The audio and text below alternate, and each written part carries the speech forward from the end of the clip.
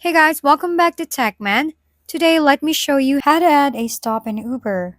So, I was booking an Uber the other day and realized something pretty useful. You don't actually need to make separate bookings just to go multiple places.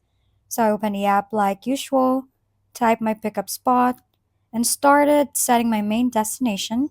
For the example, I just picked Newmarket in the UK since I was just testing how everything flows.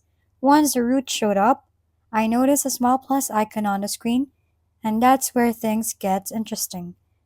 I tap it, and suddenly I could add an extra stop. It's basically Uber's way of saying, hey, where else are we going? Without you needing to end the ride and start over.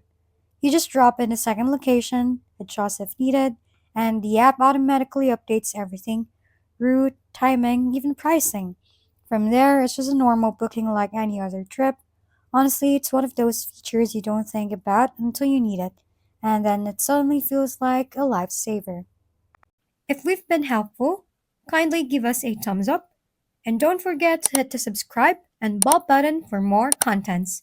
For any questions and suggestions, comment down below.